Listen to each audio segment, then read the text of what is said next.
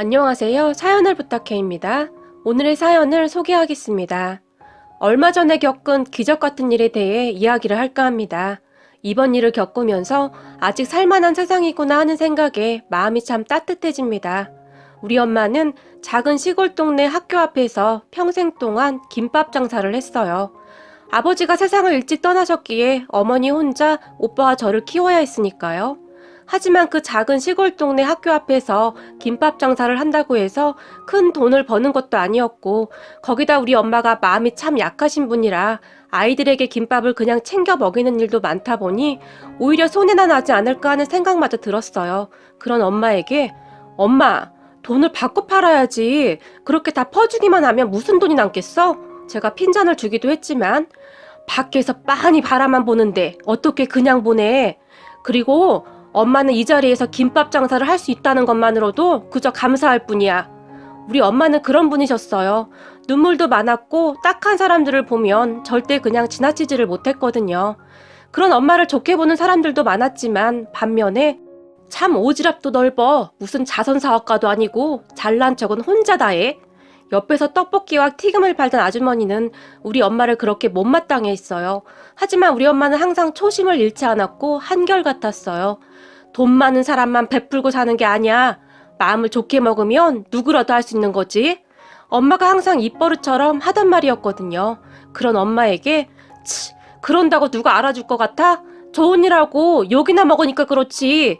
제가 입을 삐죽이며 말을 했지만 누가 알아준다고 해서 하는 게 아니야. 그냥 내 마음이 행복하려고 하는 거지. 엄마는 항상 그렇게 알 수 없는 말만 하셨어요. 그런 엄마를 오빠와 저는 이해할 수 없었지만 우리가 말린다고 들을 뿐도 아니었고 조금 답답할 뿐이었어요. 그러던 어느 날 오빠가 취업을 하게 되었는데 그냥 공부를 더 하지 그러냐? 엄마는 네가 공부를 더 했으면 좋겠는데. 엄마가 속상한 듯이 말을 했지만 엄마, 저는 공부가 체질에 안 맞아요. 대학은 제가 싫어서 안 가는 거예요. 공부 잘하는 진이나 대학 보내세요. 오빠가 그런 엄마를 위로했지만 엄마는 굉장히 아쉬워했어요. 집안 형편이 넉넉지 않아서 그렇다는 생각을 많이 했거든요. 오빠는 그렇게 취업을 해서 도시로 올라갔고 오빠가 취업을 한 뒤로 우리 집 형편은 조금 더 나아졌는데요. 성실했던 오빠는 열심히 일해서 번 돈을 거의 다 집으로 보내왔거든요. 덕분에 저는 편하게 공부를 하게 되었고요.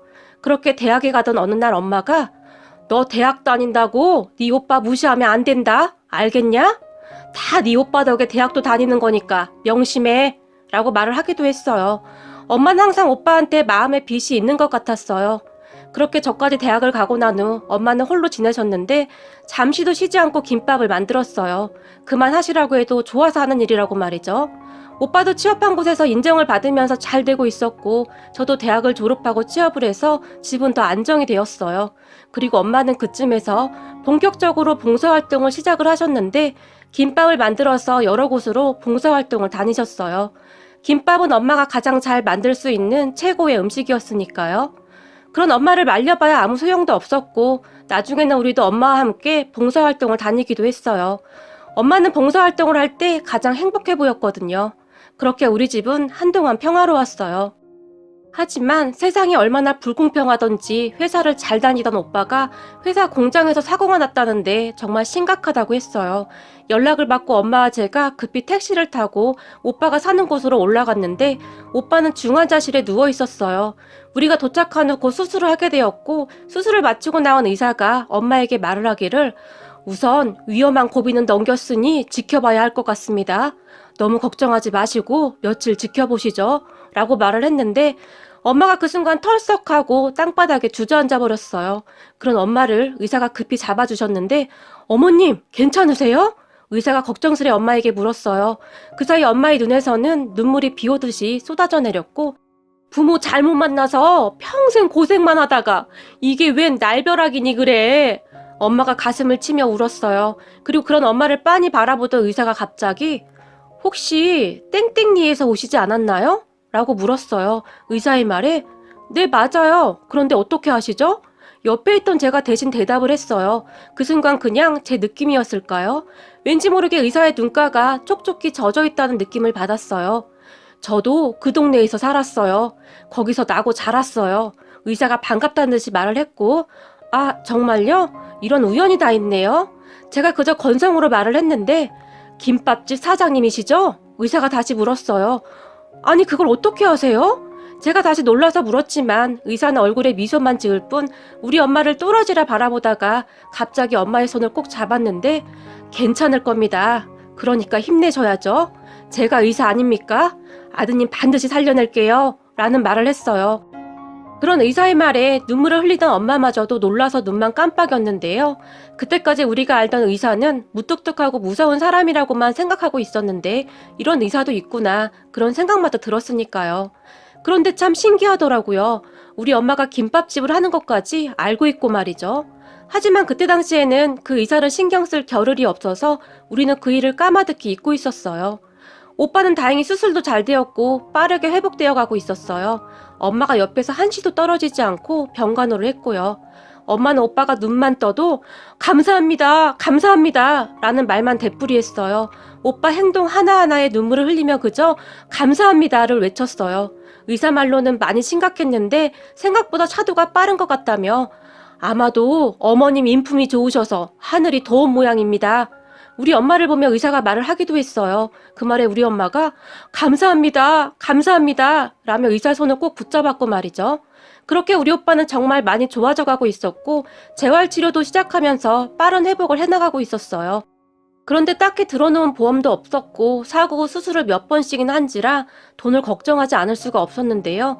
어느 날 엄마가 가게라도 내놔야겠다 라는 말을 했어요. 엄마 그거 내놔봐야 얼마 되지도 않을걸 워낙 시골이라. 제가 어림도 없다는 표정으로 말을 했고 그래도 할 건 다 해봐야지. 네 오빠가 그동안 보내온 돈 모아둔 것도 있고. 그런 엄마의 얼굴에는 근심이 가득했어요. 그런 엄마를 보며 엄마 걱정 마. 우리 회사 일해봐도 꽤 좋은 회사거든. 내가 대출이라도 알아볼게. 그러니까 엄마는 아무 걱정하지 마. 그리고 오빠 앞에서 절대 돈 얘기 꺼내지도 말고. 알았지? 오빠 성격에 괜히 걱정한다. 그러니까 조심해. 제가 엄마를 위로하며 당부했어요. 그리고 저는 대출을 알아보러 다녔어요. 제가 모아놓은 돈과 대출을 받으면 얼추 될 것 같더라고요. 오빠네 회사가 워낙 영세하다 보니 제대로 된 보상도 받을 수가 없었고 발뺌하기 바빴어요. 현장에 CCTV가 있었던 것도 아니어서 제대로 확인할 필요도 없었고요. 그렇게 병원비를 마련했다는 소식에 네가 고생이 많다. 엄마가 면목이 없다. 내려가면 김밥집 팔아서라도 보태마. 엄마가 미안한 듯이 말을 했지만 엄마 김밥집 없으면 무슨 재미로 살게. 많이 무리한 것도 아니고 괜찮아. 그동안 오빠가 나한테 어떻게 했는데 내가 이 정도도 못해? 괜찮아. 제가 엄마에게 말을 했고 엄마는 그저 고맙다고만 했어요. 그렇게 시간이 얼마나 흘렀을까요? 오빠는 퇴원을 하게 되었어요. 한 달에 몇 번씩만 통원 치료를 하면 된다고 했거든요. 그리고 제가 병원비를 계산하기 위해 수납처로 갔는데 병원비를 정산하던 직원이 병원비 이미 다 정산되었습니다 라고 말을 했어요. 네? 잘못 보신 걸 거예요. 이재훈 씨 다시 확인해 주세요. 제가 말을 했고 네, 다 됐어요. 이재훈님 병원비 납부 완료된 상황입니다 라고 말을 하더니 직원이 납부 영수증을 저에게 건넸는데요. 그 영수증을 받아들던 순간 제가 깜짝 놀라고 말았어요. 영수증 맨 밑 합계금액 옆에는 한 7년 동안 먹은 김밥값 빼기 병원비는 빵원으로 기재되어 있었는데 누군가 또박또박 볼펜으로 메모를 해놨더라고요. 제가 놀라서 직원을 멍이 바라봤는데요. 저는 김주환 선생님이 그렇게 하라고 하셔서 그냥 그렇게 한 거예요. 병원비 계산은 선생님이 이미 다 하셨어요. 직원은 자기는 아무것도 모른다는 표정으로 말을 했고 저 그럼 김지연 선생님은 어디로 가면 만날 수 있나요? 제가 물었지만 저기 죄송한데 선생님 많이 바쁘시니까 그냥 가셔도 된다고 하셨어요. 선생님이 조만간에 김밥 먹으러 가신다고 하시던데 직원은 시키는 대로 말을 하는 것 같았는데 무슨 의미인지 나는 몰라요 라는 표정으로 저를 바라봤어요.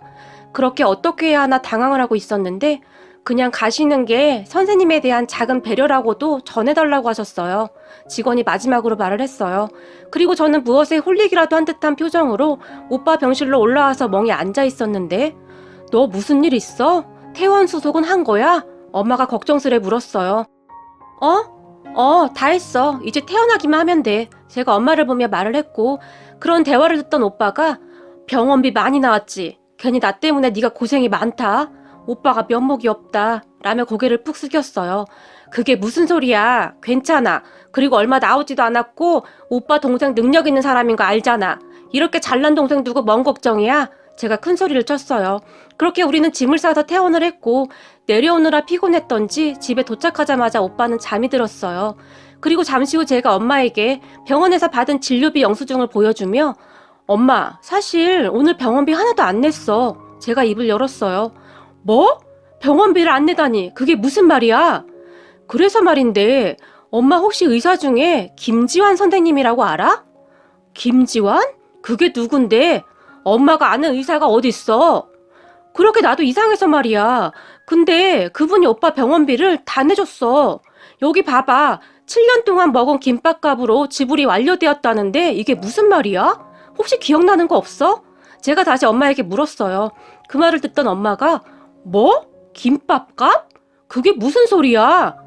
말을 했는데 전혀 모르는 눈치였어요. 그때 오빠 수술하던 날 엄마를 알아본 의사 선생님 있었잖아. 기억나? 아니, 그때 경황이 없어서 잘 기억이 안 나는데? 혹시 그 선생님인가? 나도 그때 경황이 없어서 이름도 자세히 못 봤는데 그때 그 선생님 이름이 김지환이라고 했던 것 같기도 하고 혹시 엄마 아는 얼굴 아니었어? 제가 엄마에게 물었어요. 글쎄, 전혀 기억이 안 나는데? 그렇게 엄마는 무엇인가를 기억해내려고 애쓰는 모습이었는데 딱히 기억이 안 나는지 고개를 갸우뚱할 뿐이었어요. 그리고 우리는 일상으로 돌아갔고 가끔 엄마와 둘이 있을 때면 엄마가 그 의사 선생님이 누굴까? 내가 한번 찾아가 볼까? 말을 하기도 했지만 그때 그 수납처 직원 말로는 찾아오지 말라고 했다고 신신당부를 했다고 하더라고. 제가 엄마를 말리며 말을 했어요. 그렇게 한두 달 정도가 지났을까요? 깔끔하게 차려입은 남자 한 분이 엄마 김밥집으로 들어왔다고 하는데요. 그분은 엄마에게 김밥과 라면을 시키고는 맛있게 먹더니 사장님 김밥 맛은 변함이 없어요. 그래서 제가 간혹 왔었는데 기억 안 나시죠? 엄마에게 물었다고 해요. 그 순간 엄마는 혹시 그 병원에서 봤던? 이라며 말을 잊지 못했고 네 맞습니다. 이제서야 저를 기억하시는 건가요? 그분이 환하게 웃었다고 해요.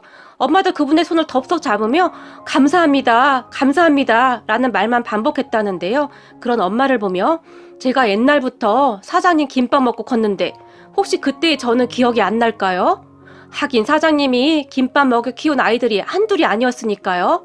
라고 말을 하던 그분의 눈가에는 이슬이 맺혀 있었고 미안합니다. 나이가 들어서 그런지 기억이 잘 안 나네요. 엄마도 눈물을 글썽인 채 말을 했다는데요. 제가 초등학교 때인가 김밥 한 줄 시켜놓고 김밥을 먹는데 사장님이 라면도 끓여주셨어요. 그리고 갈 때마다 김밥을 한 줄씩 더 주시기도 했고요. 제가 돈이 없다고 했지만 괜찮아. 이거 오늘 지나면 어차피 팔지도 못해. 그러니 너도 좋고 나도 좋은 거 아니겠냐? 라며 사장님이 활짝 웃어주시는데 그런 사장님의 말 한마디가 그렇게 따뜻할 수가 없었어요. 눈칫밥 먹고 자란 제가 왜 몰랐겠습니까? 사장님이 거짓말을 하고 있다는 것을요. 하지만 저는 그냥 먹었습니다. 그런 것을 생각할 틈이 없었거든요. 그분이 엄마에게 말을 했다고 하는데 그런데 그때 병원에서 어떻게 저를 한눈에 알아보신 거예요? 우리 딸한테 들었더니 저를 한눈에 알아보셨다고 하던데 엄마가 물었다는데 사장님 손가락에 옥반지요 라고 말을 하면서 엄마 손가락을 가리키며 이 김밥집에 오면 사장님이 항상 제 등을 두드려 주거나 제 머리를 쓰다듬어 주시며 공부 열심히 해서 훌륭한 사람 되거라 라고 말을 해주셨어요. 그런 사장님의 손가락에는 항상 그 옥반지가 끼어 있었고 말이죠. 그 옥반지를 항상 소중히 끼고 있었던 것이 인상적이었어요. 그런데 그날 병원에서 그 옥반지가 제 눈에 들어왔고요. 순간 어디서 본 적이 있었던 것 같은데 곧 생각이 났죠. 김밥집이라고요. 그분은 말을 하는 내내 엄마의 옥반지를 바라보고 있었다고 하는데요. 엄마가 그분의 말에 눈물을 닦으며 그랬군요. 맞아요. 항상 이 옷반지를 끼고 다녔었죠.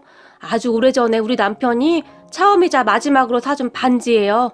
값이 나가는 반지는 아니었는데 그 어렵던 시절 남편이 이 반지를 저에게 주면서 그렇게 쑥스러워 했었거든요. 그런 남편을 잊지 않으려고 끼고 다니고 있었어요. 이 반지는 100만금을 준다고 해도 못 바꾸는 그런 반지예요. 엄마가 조용히 말을 했다고 합니다. 그래 보였어요. 그래서 아마도 제 기억에 더 오랫동안 남아있었던 것이 아니었나 싶네요.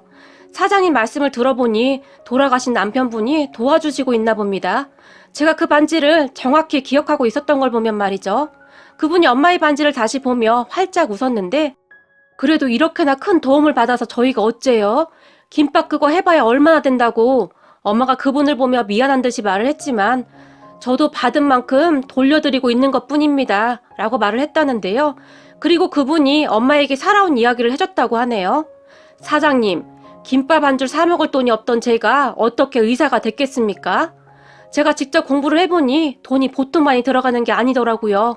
저도 많은 분들의 도움을 받았습니다. 그 많은 사람 중에 사장님도 한 분이시고요. 그렇게 그분은 이야기를 시작했는데요. 그분은 그때 당시 아주 공부를 잘했지만 돈이 없어서 대학을 갈 생각도 못했대요. 고등학교를 졸업한 후에 바로 취업을 해서 돈을 벌어 아픈 엄마를 돌봐야 한다는 생각뿐이었다고 했으니까요.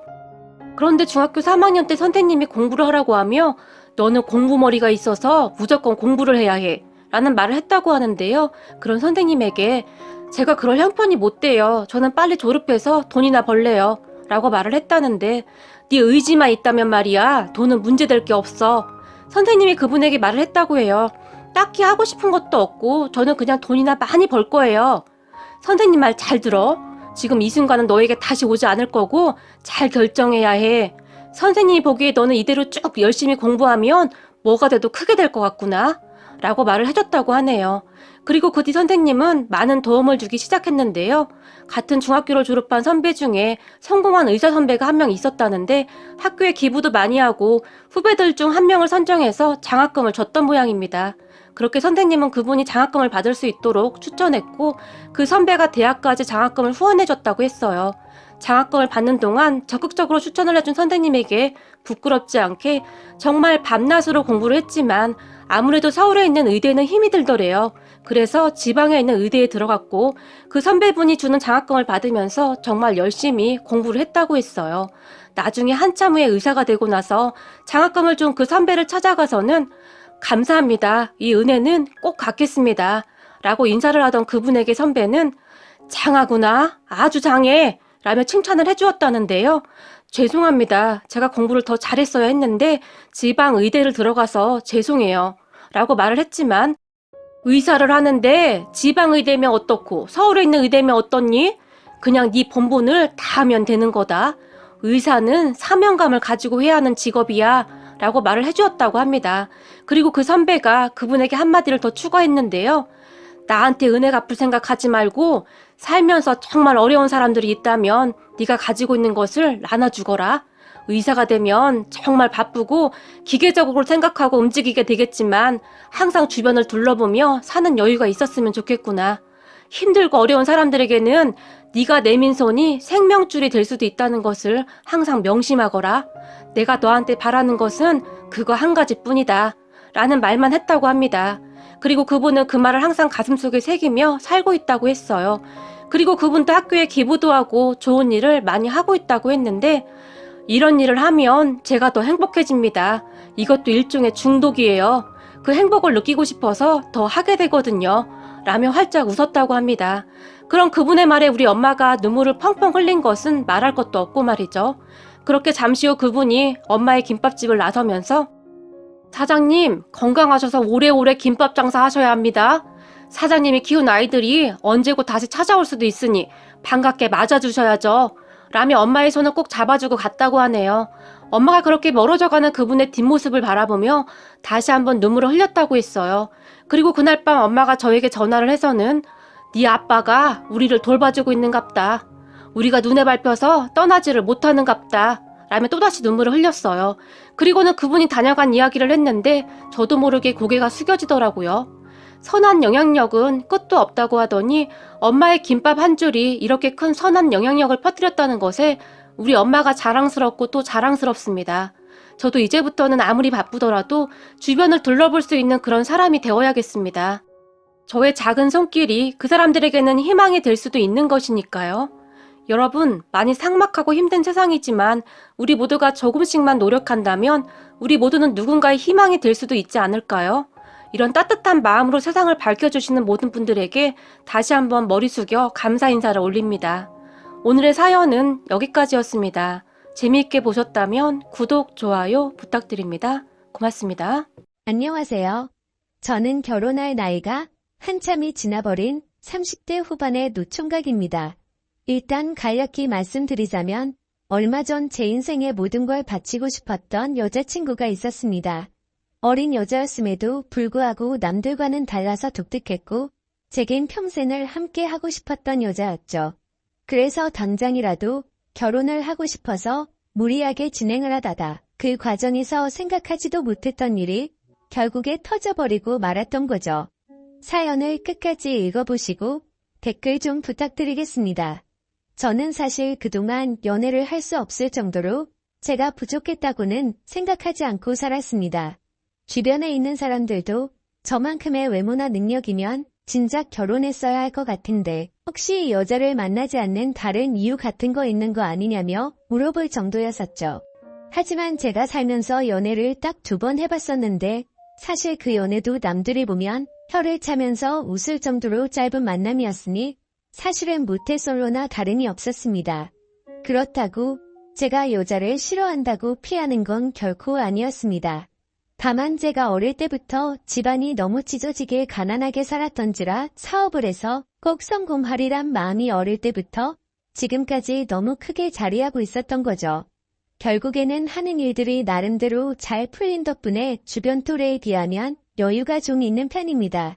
재산에 대해서 대충 말씀드리자면 지금은 제 명의로 된 마음평대 아파트도 대출 없이 보유하고 있고 독일에서 나름 잘 나가는 외제차와 예금이나 증권 등 유동자산은 10억 정도 되는 것 같네요. 이 돈을 벌어오면서 우여곡절도 정말 많았고 힘든 시기도 많았었던 것 같습니다. 사업을 이루고자 하는 목표 하나만으로 20살이 되자마자 자원에서 군대를 갔다 왔고 군대에서도 목돈 마련에 조금이라도 보탬이 되고 싶다는 생각에 그 작은 월급조차도 푼돈이지만 악착 같이 모았던 저였죠. 22살에는 전역을 하게 되었고 하루도 쉬지 않고 곧장 일자리를 알아봤습니다.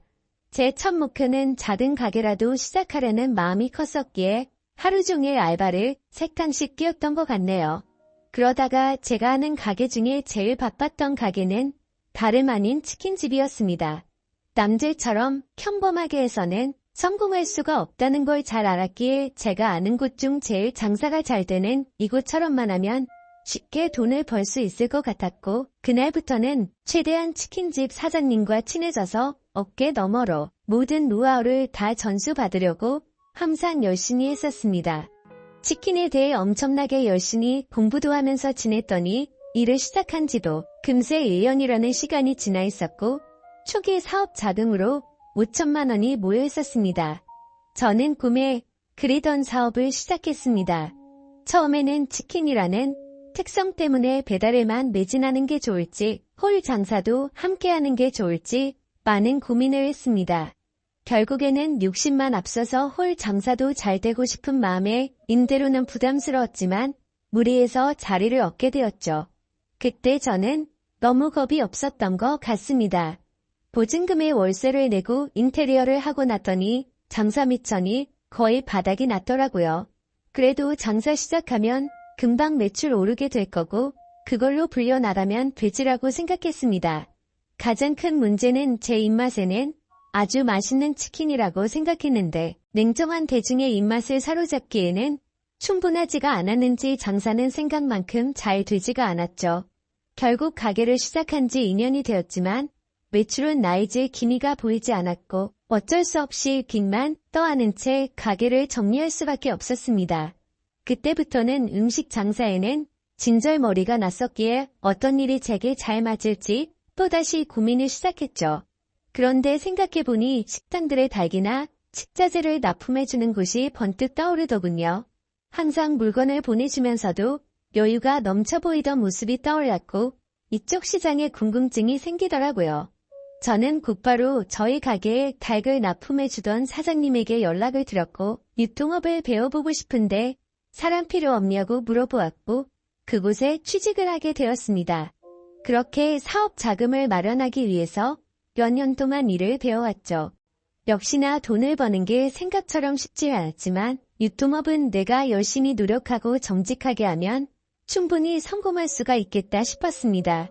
그래서 결국 저는 몇 년 동안 배운 노하우와 자금을 바탕으로 크게 친화력을 앞세워서 열심히 영업을 시작했고 지금까지 연애는커녕 제대로 쉬지도 않고 쉼없이 달려오다 보니 나름대로 업계에서도 알아줄 정도로 사업 규모도 커지게 됐고 안정적으로 기반도 갖춰지게 되었죠. 그렇게 제가 꿈꾸던 목표를 나름대로 이루어지고 제 자신을 돌아보니 뭔가 많이 허망하더군요. 그 오랜 시간 동안을 사치는 금물이었기에 여자들과 어울려서 논다거나 이런 건 생각조차 하지 않고 지냈고 주변에서 여자친구를 소개시켜준다고 했지만 귀에 들어오지도 않았습니다. 그런데 이제는 제 나이를 돌아보니 나이도 40대를 앞두고 있었고 술을 마시다 보면 제 스스로 외롭다면서 한탄하는 모습이 보이더군요. 그러다가 이대로는 안 되겠다 싶어서 발등에 불 떨어진 것 마냥 여기저기 사교 모임에 나가기 시작했습니다. 아니나 다를까 여자들을 상대한 경험이 너무 썼던 저는 모든 게 낯설었죠. 그렇게 몇 달 동안 여러 차례 모임에 나가다 보니 이것도 아니다 싶은 생각이 들 때였습니다.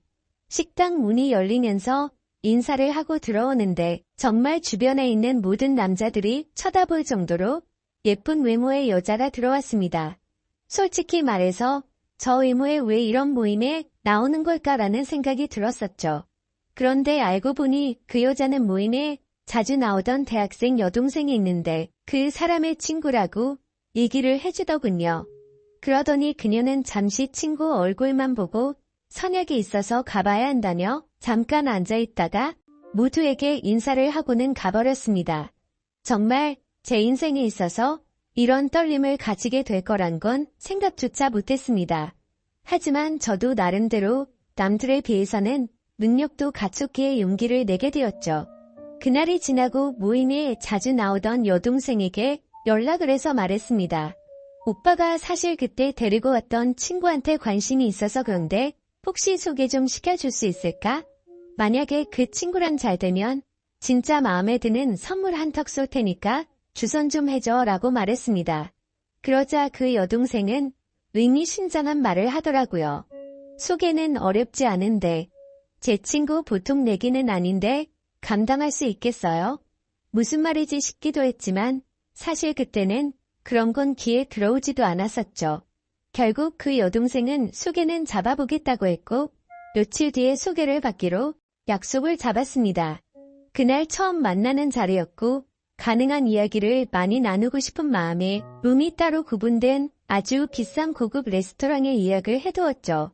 약속한 당일 저는 미리 도착을 했고 그녀는 빨간 원피스를 입고서 들어오는데 무슨 연예인이 들어오는 건가 싶어서 정신을 못 차리겠더군요. 그렇게 미리 준비했던 음식들이 차례대로 나왔고 그녀는 고급스러운 음식들이 만족스러웠는지 아니면 제가 마음에 들었는지 모르겠지만 다행스럽게도 저희는 같이 웃음을 지으면서 즐겁게 이야기를 이어나갔습니다. 그러더니 이렇게 비싼 레스토랑에는 자주 오시나 봐요? 라고 물어보더군요. 저는 사실대로 말하는 게 좋겠다 싶어서 웃으면서 대답했습니다. 오늘 예지씨 처음 보는 날이라서 무리 좀 했다며 자주 오진 않아요 라며 웃었죠. 그러자 그녀도 저도 이런 데는 처음 와보는데 뭔지도 모르고 그냥 먹는 거라고 하더라고요. 순수해 보이는 모습에 저는 그녀에게 더욱 호감을 느끼고 있었습니다. 그렇게 이런저런 얘기를 주고받다가 와인을 한 잔씩 하다 보니 그녀는 취기가 올라왔는지 두 볼에 손을 대고서 저를 빤히 쳐다보더니 나이에 비해서 또만이고 귀엽게 생기셨네요 라고 하더군요. 갑자기 무슨 말을 하는 건가 싶어서 놀랬지만 좋게 봐주는 듯해서 속으로는 기분이 좋았죠. 그렇게 첫째 날은 서로가 무리하지 않고 식사를 즐겁게 마쳤고 주말에 보고 싶었던 콘서트가 있는데 같이 보러 가자고 했고 자연스럽게 애프터 신청을 하게 되었습니다. 사실 그때까지만 해도 너무 예의도 바르고 순수해 보였던 그녀였기에 소개를 시켜줬었던 그 여동생이 괜히 심술나서 장난을 친 건가 보다 했습니다. 그날 대리기사를 불러서 뒷자리에서 그녀를 데려다 주는데 술 기운에 약간 취했던 건지 살짝 제게 기대던 그녀가 너무 예뻐 보이고 두근거렸죠. 하지만 섣부르게 다가서다가는 모든 게 무너질까봐 더욱 조심했습니다. 그렇게 처음 만난 그날은 조심히 그녀를 집까지 잘 데려다줬고 약속한 주말에 콘서트를 보기로 했던 날이 되었습니다. 저는 그날따라 일이 많은 바람에 생각보다 퇴근 시간이 늦어졌고 약속 시간에 맞춰서 가려고 애써봤지만 퇴근 시간에 걸려버렸죠. 결국 약속보다도 30분이나 늦게 도착을 하고 말았습니다. 그래서 도착하자마자 기다리고 있던 그녀에게 미안하다고 말을 했죠. 그녀는 일 하다 보면 늦어지는 건 어쩔 수 없는 거 아니까 이해한다고 해주더군요. 배려심도 참 깊은 여자구나 생각하면서 기분 좋게 콘서트 시간까지 기다리고 있었습니다. 그렇게 기다리던 중 그녀는 갑자기 오늘 늦게 오셨으니까 부탁 하나만 들어주면 안 되냐고 하더라고요. 그런 모습에 귀여운 나머지 부탁이 뭔데요? 라며 웃으며 물어봤더니 지금 말고 나중에 꼭 하나만 들어달라고 해서 알겠다고 했죠. 그렇게 설렘을 가득 주던 그녀와 즐겁게 콘서트를 함께 관람하고 나서 곧바로 식사를 위해서 자리를 옮기게 되었습니다.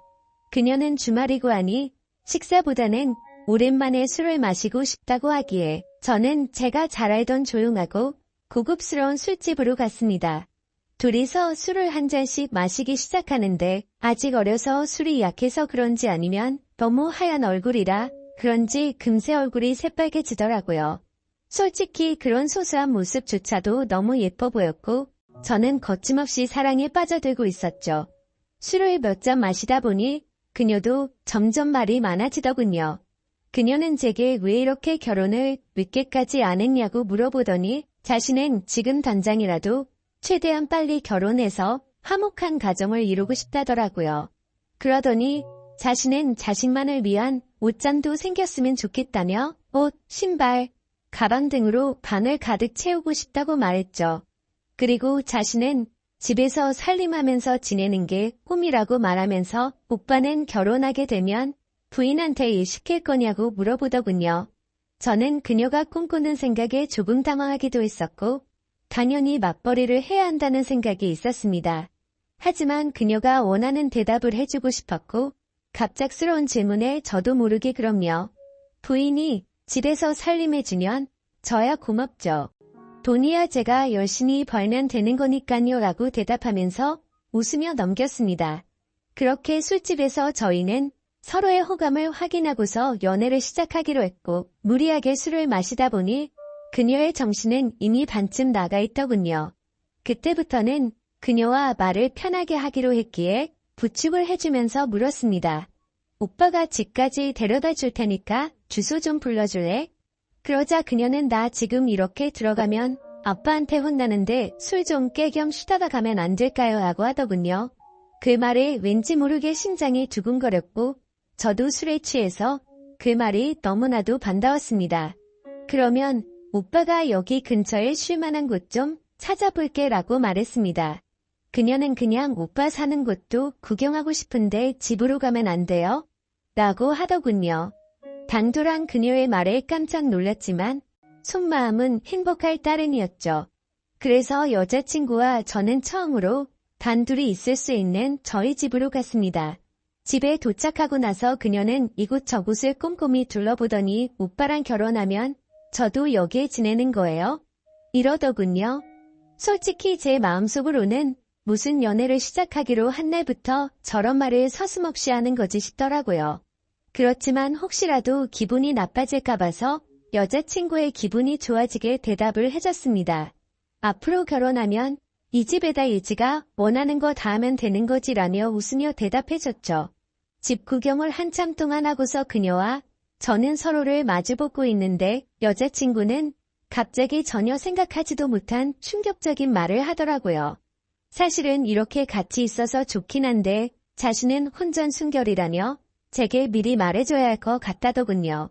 그 말을 듣고 나니 솔직히 신체 건장한 남자로서 아쉬운 마음이 컸었지만 여지껏 연애도 안 하면서 잘 살아왔기에 그냥 그러려니 하는 마음으로 이해한다고 말해줬습니다. 그러자 그녀는 이해해줘서 고맙다며 피곤해서 먼저 자겠다면서 긴 방으로 들어갔습니다. 저는 허탈한 마음에 와인을 더 마시고 잠을 잤고 다음날 아침에 일어나 보니 오늘 약속이 있다며 먼저 간다는 쪽지를 남겨두었더군요. 아마도 그때부터 그녀의 본 모습이 나온 게 아닌가 싶었습니다. 전날 마신 술 때문에 해장을 좀 해야겠다 싶어서 근처 식당에 가서 밥을 먹었고 계산을 하려고 지갑을 열었는데 묵직했었던 현금이 사라지고 없더라고요. 왜냐하면 혹시라도 제가 계산을 하는데 지갑이 기어 보이면 자존심이 상해서 5만원권으로 많이 채워놨었기 때문이었죠. 그때는 가끔 술 마시고 돈도 잃어버리는 일이 종종 있었기에 그냥 또 잃어버렸나 생각을 하고 넘겼습니다. 하지만 지금 돌이켜보면 아마도 그 돈도 제 여자친구가 몰래 훔쳐갔던 게 아닌가 싶네요. 아무튼 그날 이후로 저희는 남들처럼 좋은 곳에서 데이트도 하고 다니며 사랑을 키워나갔죠. 다른 날과 다름없던 어느 날 데이트를 하고 있는데 대뜸 부탁이 있다고 하더라고요. 콘서트에서 기다리게 해서 부탁 들어주기로 했던 거 잊지 않았냐면서 혹시 그때 약속했던 부탁 오늘 들어주면 안 되냐고 하더군요. 그래서 부탁이라고 해봤자 별거 있을까 싶어서 무슨 부탁인지 물었죠. 사실은 친구가 남자친구한테 가방을 선물 받았답니다. 친구가 우쭐대면서 자랑하는데 기분이 너무 나빠졌다고 하더라고요. 그러더니 혹시 오빠 나 가방 하나만 사주면 안 돼? 라고 묻더군요. 제가 아무리 돈이 많다 할지라도 어릴 때 고생해가면서 돈을 벌어봤기에 돈을 허투루 쓰는 걸 굉장히 싫어했습니다. 하지만 그때 당시에는 여자친구를 정말 많이 사랑했기에 차마 거절을 할 수가 없었죠. 결국 어쩔 수 없이 여자친구가 원하는 가방을 사러 갔더니 가격을 보고 기절할 뻔했습니다. 손바닥만한 가방이 300만 원이 넘어가는데 여자친구는 속이 썩어 들어가는 제 마음도 모르고 좋아 죽으려고 하더군요. 남자가 쪼잔해 보이고 싶지 않았기에 아무렇지 않은 척 가방을 사주게 되었고 그날부터는 여자친구는 제 돈을 쓰는 걸 별로 대수롭지 않게 생각하더라고요. 데이트를 할 때는 당연히 돈 10원도 쓰지 않았습니다. 그렇다고 제가 어리고 학생 신분이던 여자친구에게 뭘 얻어먹고 싶었던 건 아니었죠. 다만 너무 당연하다는 듯 10원도 안 쓰는 모습이 조금은 실망스러웠다고 할까요? 금액이 아니라 마음만으로도 편의점에 있는 생수 하나만 사다 줘도 저는 좋아했을 겁니다. 하지만 정말 미련하게도 그때는 사랑의 콩깍지가 씌었던 건지 그런 실망감을 주는 것도 앞으로 결혼하고 오래 만나다 보면 달라지겠지 싶었습니다. 그리고 또 가장 힘들어지는 건 따로 있었죠. 아무리 제가 여자친구를 이해해주면서 혼전순결을 지켜주고 있었다고는 하지만 몇 달 정도 만났을 때 단둘이서 여행을 갔었을 때는 정말 참기가 많이 힘들더군요. 그러다가 호영호재하면서 같이 일하던 동생과 술을 한잔 마시면서 제 고민을 털어놓고 말았네요. 동생은 그게 무슨 고민이냐는 듯 말하더라고요. 여자친구가 일찍 결혼하는 게 꿈이라고 하지 않았냐면서 평안 능력도 이미 다 갖춰뒀겠다. 나이도 이미 노총각인데 차라리 결혼을 바로 하는 게 해결책 아니냐고 하더군요. 그 말을 듣고 저는 제 스스로가 너무 바보였구나 싶었습니다. 그래서 저는 여자친구와 만난 지 오래되지는 않았지만 부족한 부분들은 아직 어려서 그러겠거니 했고 평생을 함께 지내다 보면 앞으로 나이가 들어가면서 더 성숙스러워지겠지 생각을 했습니다. 그렇게 저는 제 여자친구에게 프로포즈를 하기로 결심을 하게 된 거였죠.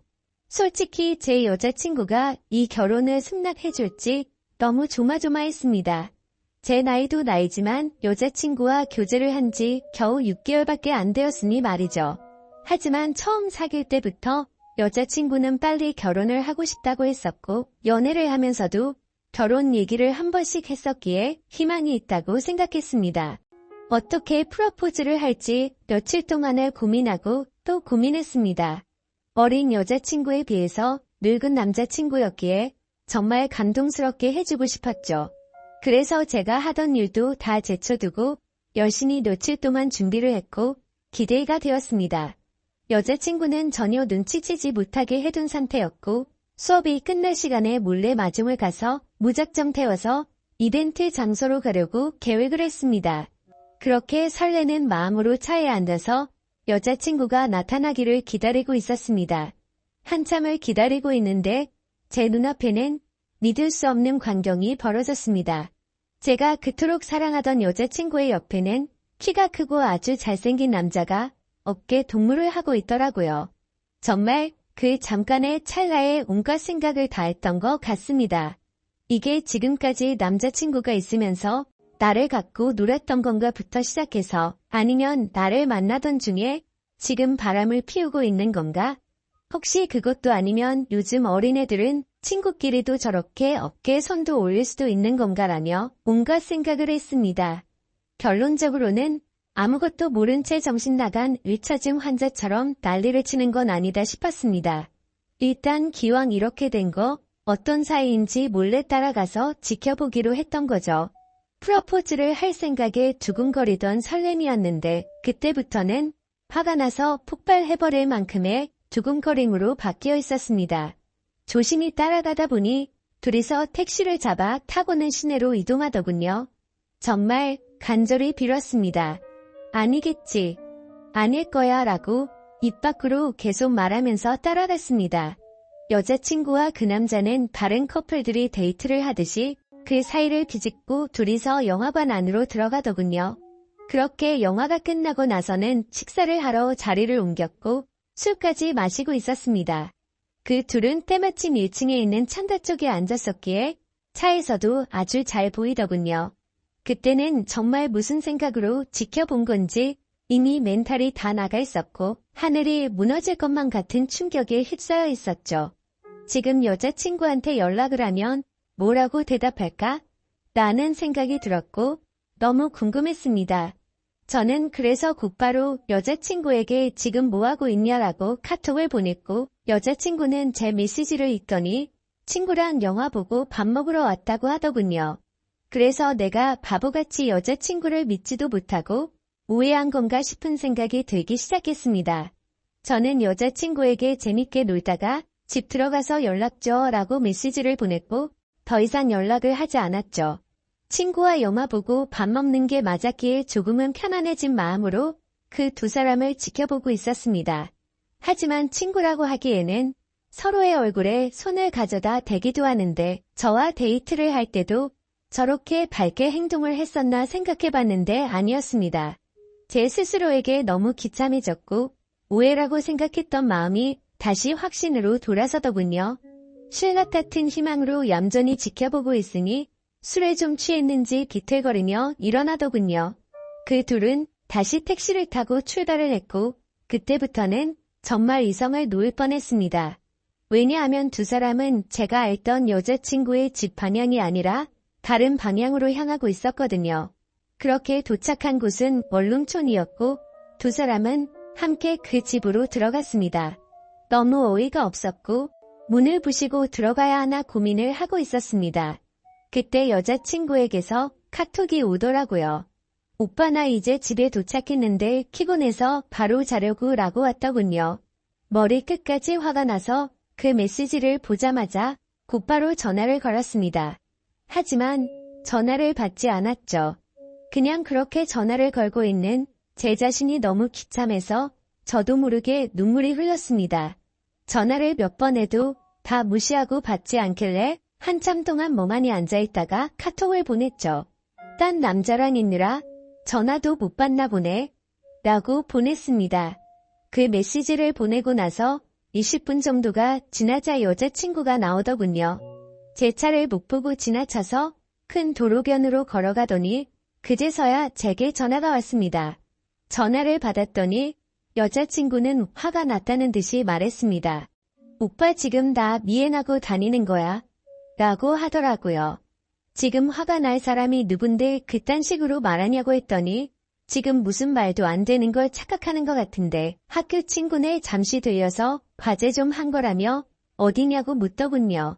그 말도 안 되는 핑계를 듣고 있으니 너무 열이 받았습니다. 너는 집에 갔다고 거짓말하더니 술 마셔서 취한 채로 과제하러 갔다고? 헛소리 하지 말고 앞으로 연락하지 마라 라고 말하고는 전화를 끊었습니다. 그렇게 하고는 계속해서 연락이 오는데 다 무시를 해버렸고 여자친구를 지나쳐서 집으로 들어갔죠. 그날 이후로도 며칠 동안 쉴 새 없이 전화가 오더라고요.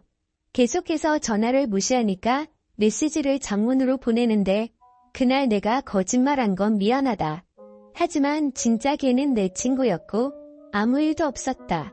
혹시라도 오빠가 오해할까봐 거짓말을 좀 하긴 했지만 제발 자신을 믿어달라고 하면서 솔직히 그 남자애가 나한테 관심이 있어서 달라붙는 건 맞는데 나는 전혀 관심이 없다라고 하더군요. 그래서 저도 마지막이다 생각하고 메시지를 보냈죠. 사실 그날 너를 따라간 거는 너와 결혼을 하고 싶어서 프러포즈를 하려고 갔던 거였다. 그런데 다른 남자와 있는 걸 보고 혹시나 하는 마음에 따라갔는데 그 혹시나가 혹시나였다. 네가 원하는 거 평생 하고 살게 해주려고 했는데 이렇게 된 건 내 잘못이 아니다. 그리고 누가 봐도 그 남자만 좋아서 그런 게 아니라 너도 남자친구 대하듯 하는 걸 다 봤으니 앞으로 2번 다시는 나한테 연락하지 말고 잘 살아라 라고 했습니다. 그렇게 마지막 메시지를 보내고 나서도 벌써 일주일이 지났습니다. 정말 마음이 너무 아프고 가슴이 찢어질 것 같네요. 여자친구에게서는 아직까지도 매일같이 연락이 오고 있습니다. 지금도 자신은 결백하다면서 제가 고백을 했으면 저와 결혼하려고 했다고 합니다. 그러면서 지금까지 사준 옷, 신발, 가방 다 가져가도 좋으니까 제발 용서해달라고 당장 결혼해서 행복하게 살자고 하더라고요.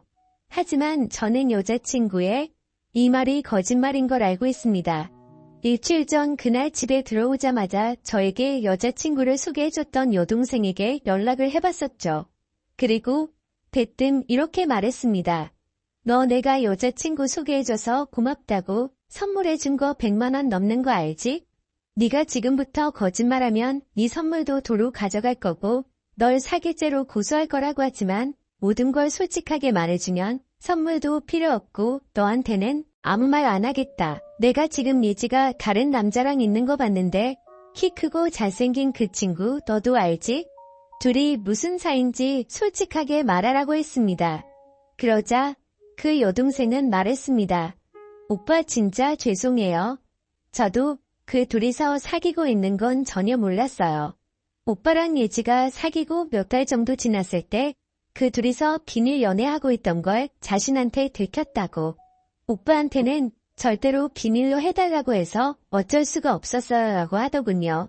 그 대답을 듣고 한참을 고민하다가 물었습니다. 마지막으로 하나만 더 물어볼게. 예지가 혼전 순결이라고 하던데 그 말은 사실이냐고 했더니 자신이 아는 바로는 전혀 그렇지 않다고 하더군요. 예상을 했지만 그 충격은 정말 너무 어마어마했습니다. 그래서 저는 내가 지금 이 사실 아는 거 절대로 말하지 말고 너도 다시는 나한테 연락하지 말라고 하고는 전화를 끊었습니다. 도대체 이 여자는 무슨 생각이었을까요? 돈 없고 어린 대학생 남자친구가 마음에 안 들어서 저를 만났던 걸까요? 여러분들이 보실 때는 제가 어떻게 하는 게 좋을까요? 감사합니다.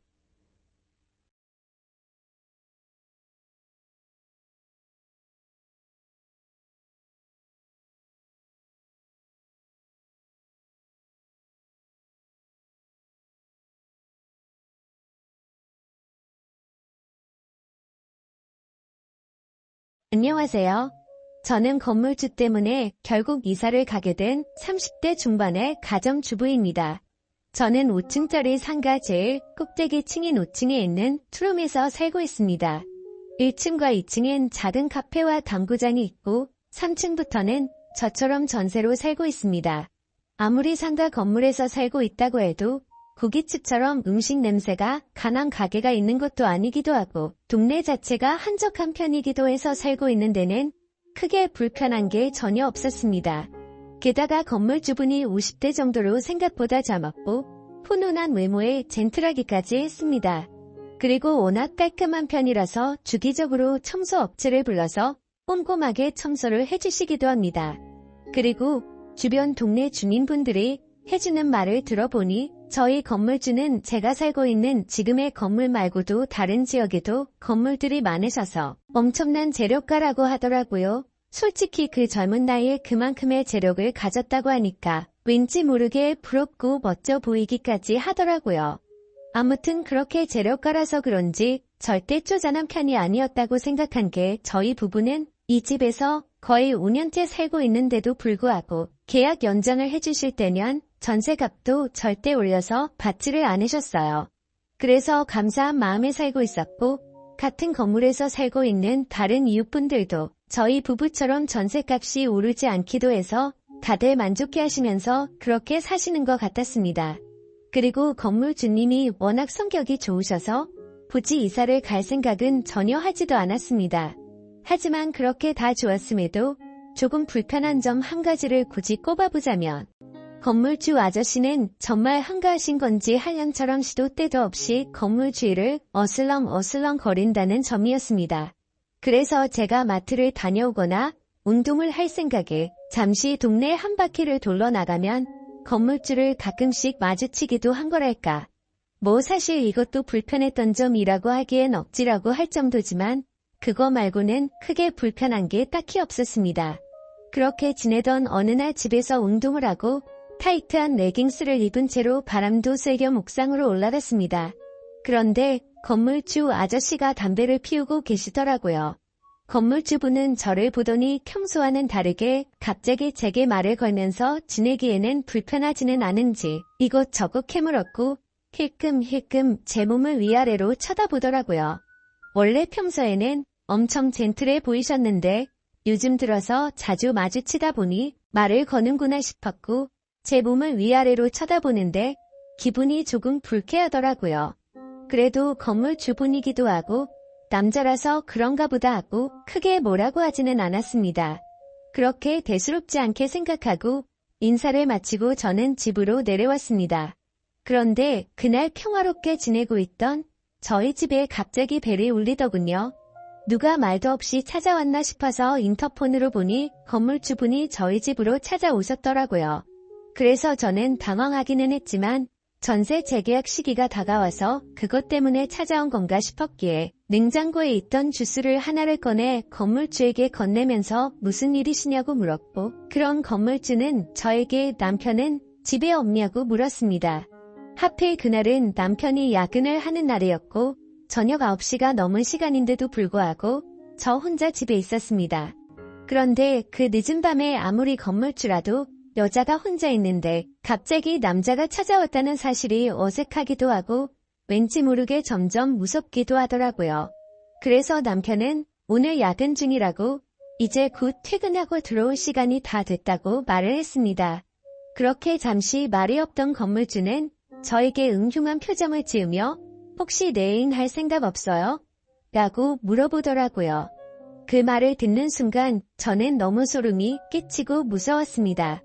건물주는 저에게 한동안 내 애인을 해주면 전세값도 내려줄 위험도 있고 매달 필요한 거 사는데 쓸 수 있게끔 신용카드도 제게 준다고 유혹을 하더라고요. 솔직히 요즘 들어 큰 돈이 많이 나가서 마음이 힘들었었고 저도 가정주부를 오랫동안 하고 있다 보니 남편 혼자 일해서 벌어오는 돈이 생활에 많이 쪼들리긴 했습니다. 그래도 저는 이게 무슨 말도 안 되는 생각이냐고 스스로에게 욕을 했습니다. 저는 무슨 소리시냐며 됐다고 단호하게 거절했지만 건물주는 말했습니다. 우리 501호 세댁만 이런 제안을 받는 게 아니니까 부담 가질 필요가 없어요 라고 말하더군요. 이게 무슨 말인가 싶었는데 건물주가 하는 말을 들어보니 401호에 살고 있었던 20대 후반 자취생도 이 아저씨와 불건전한 사이로 지내고 있다고 하더라고요. 그 여자는 몸매도 좋고 엄청 화려한 외모에 좋은 회사에 돈도 많아 보였는데 그리고 멋진 남자친구도 있어서 곧 결혼한다고 들었는데 도대체 뭐가 아쉬워서 이런 부적절하고 못된 사이로 발전한 건지 정말 이해가 되지 않더라고요. 저는 손을 뿌리치면서 유부녀인 저에게 이러시는 이유가 뭐냐며 지금 하신 말씀은 못 들은 걸로 하겠다고 화를 내면서 말을 하였고 그 말을 들은 건물주는 그러면 이사 가실 준비하라며 전세값을 올린다고 통보를 하더라고요. 그래서 저는 이게 무슨 경우냐고 따지기도 했는데 건물주가 한다는 말이 이제까지 전세값 오르지 않았던 걸 고맙게 생각하라고 말하고 나가버리더군요. 갑자기 이게 뭔가 싶고 억울하고 짜증나고 정말 막막하더라고요. 최근에 저희 형편도 상황이 말이 아니었습니다. 친정 부모님께서 지인분의 추천을 받고 주식에 모든 전 재산을 투자하는 사건이 있었습니다. 거의 한평생을 같이 해온 지인이었기에 모든 걸 다 믿고 투자를 했는데 누구를 탓하겠습니까?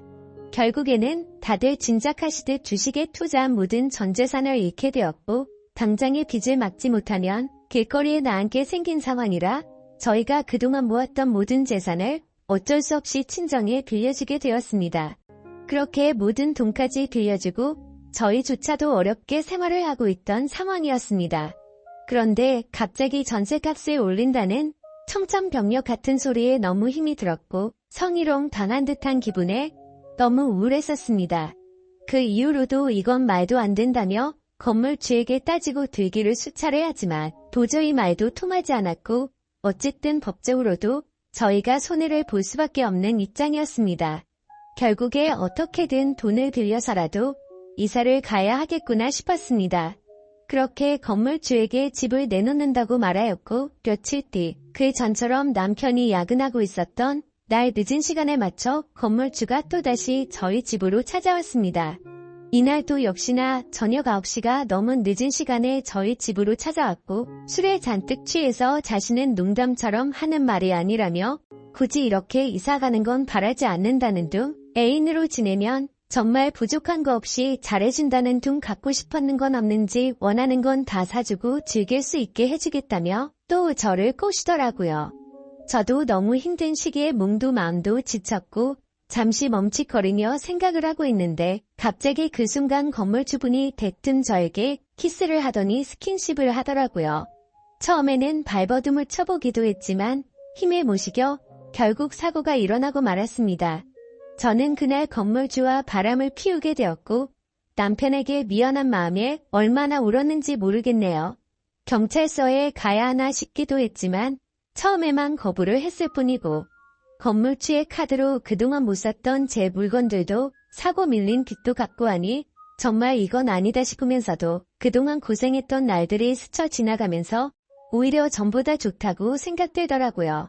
게다가 그날 이후로는 점점 건물주에게 관심과 마음이 생겨왔고 저도 점점 즐기고 있었기에 경찰에 신고하려는 생각은 사라졌었습니다.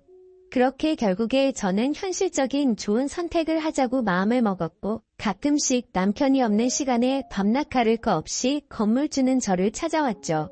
저도 그런 건물주분이 점점 마음에 자리 잡고 있어서 크게 내치지 못하고 받아들이게 됐던 것 같아요.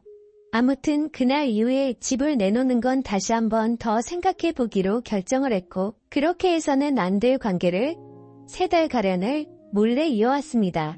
그런데 어느 날부터인가 건물주가 며칠 동안 저희 집으로 찾아오지 않길래 무슨 일이지 싶었고 한편으로는 죄책감도 들어서 이렇게 관계가 끝나는 게 다행인 건가 싶어 마음을 정리하고 있었습니다. 그런 생각을 갖고 있던 저는 마트를 가기 위해 집 밖으로 나가게 되었고 집으로 돌아가던 길이었는데 집 근처에 있는 모텔에서 4층에서 살고 있는 20대 후반 여자와 건물주가 손을 잡고 나오더라고요. 그 모습을 보면서 질투 비슷한 느낌도 들고 너무 분하고 놀래서 저도 모르게 휴대폰을 꺼내들고 그 두 사람이 모텔에서 나오는 걸 찍게 됐습니다. 건물주가 저번에는 아랫집 여자와는 끝난 사이라고 말했었는데 그게 사실이 아니었던 건지 아니면 다시 저 여자를 만나는 건가라는 생각이 들었습니다. 저는 저를 갖고 놀았다는 생각과 저런 남자와 함께 사랑을 나누고 조금은 마음을 주었다는 게 정말 수치스럽고 후회가 되었습니다. 저는 괘씸한 마음에 건물주가 모텔에서 나오는 사진들을 찍어서 몰래 저장해두었고 동네 사람들을 통해 건물주 와이프 번호를 알아낸 후에 찍어둔 사진을 보내게 됐습니다. 사진을 보내고 나서 얼마 지나지 않아서 건물주 와이프 되는 분에게서 전화가 왔고 저는 하나부터 10까지 솔직하게 사실을 말한 뒤에 이 집에서 당장 나가겠다고 말했습니다. 처음에는 와이프가 저한테 화를 낼 줄 알았지만 오히려 저에게 사과를 하시더라고요. 사실 이 건물주가 성욕이 많은 편이라서 결혼 전부터 여자만 보면 환장을 했다고 해요. 그리고 결혼 후에도 돈을 이용해서 자기 건물에 사는 많은 여자들에게 접근을 했고 몇 년 전에도 이런 일이 있었는데 결국 또다시 이런 일이 생겼네요 라고 와이프 되시는 분이 그렇게 말씀을 해주시더라고요. 저도 사모님에게 사과를 드리며 그런 불미스러운 일을 만들어서 죄송하다고 사과를 드렸고 제가 살고 있는 이 건물이 다행히 사모님이 명의로 되어 있다고 해서 지금 당장 나갈 수 있도록 전셋값 돌려주겠다고 하셨습니다. 정말 죄송하다고 말씀드리니 사실대로 모든 걸 말해주고 일이 커지는 걸 원치 않는다면서 요즘 세상에 전셋집 괜찮은데 구하기 힘드니 이사할 곳 최대한 빨리 찾아보라고 하더라고요. 사실 제가 어쩌면 사모님에게는 불륜녀나 마찬가지일 수 있는데 자진해서 사실대로 말해주었다는 이유로 오히려 제 편이 되어주셔서 정말 감사했고 제가 그런 몰상식한 사람이라 주기적으로 만났다는 게 정말 후회스럽고 한심했습니다. 사모님에게 들었는데 사실 그 건물주 아저씨가 이 모든 건물 주인이 아니고 따지고 보면 모든 건물들이 모두 사모님 명의로 되어 있다고 하더라고요. 그냥 여자를 꼬시기 위해서 본인이 건물주라고 말하고 다녔던 것 같다고 더 이상 이런 골치 아픈 일도 진절이 나고 진지하게 이혼을 생각 중이라고 하셨습니다. 정말 저도 제 스스로가 멍청한 것 같고 남편에게도 정말 많이 미안합니다. 아무런 사실을 모르고 열심히 일만 했던 남편과 저를 이해하고 넘어가 주신 사모님에게 정말 미안합니다. 현재 남편은 제가 그런 일이 있었다는 걸 전혀 모르고 건물주가 나가라고 해서 나가야 한다고만 알고 있어요. 그리고 4층 살았던 그 20대 후반 여자는 사모님에 의해 현재 사귀고 있던 남자친구에게까지 스폰서 얘기가 들어가면서 결국에는 파혼을 당했다고 하는데 왠지 모르게 그때 불쾌한 감정이 남았는지 속이 시원하더라고요. 따지고 보면 저도 불건전한 행동을 했던 사람이라 마음 편하게 살고 있지는 못하지만 앞으로 그런 일이 없도록 남편에게 더 잘할 생각이고 돈 하나 때문에 두 번 다시는 앞으로 그러지 않겠습니다. 감사합니다.